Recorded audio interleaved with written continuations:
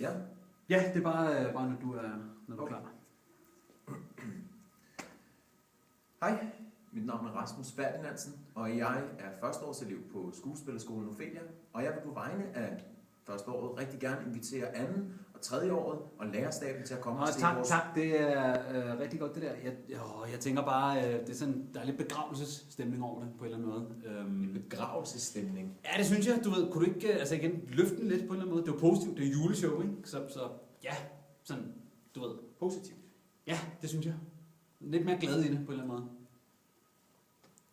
Ja. Positivt.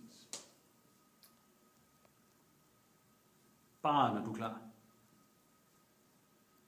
Yes. Hej.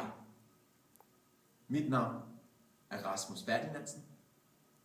Jeg er førsteårselev på Skuespillerskolen Ophelia. Og jeg vil gerne invitere andet året, tredje året og lærerstaben til at komme og se vores juleshow. Ja, der er måske lidt for mange kunstpauser der, tænker jeg. Lidt for mange kunstpauser. Det er unaturligt på en eller anden måde, ikke? Altså, hvis du bare kan bag i det. Det er unaturligt.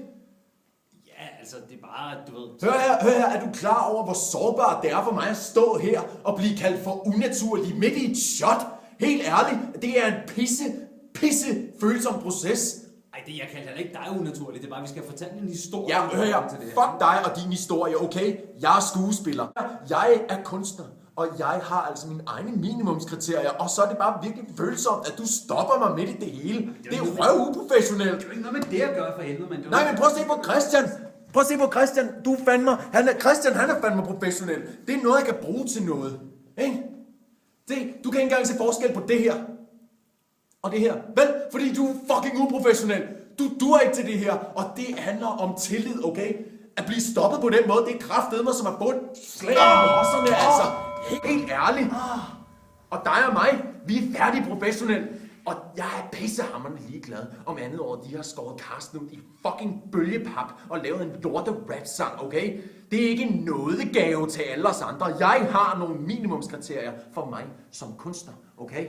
Og hvis vi nogensinde mødes igen, så kan jeg kraftedeme godt gå dig på, at med det fucking pis og det lort, okay? Shit. Måske kan du ikke lige tage en sådan også? Ja. Shit. Det kunne godt blive...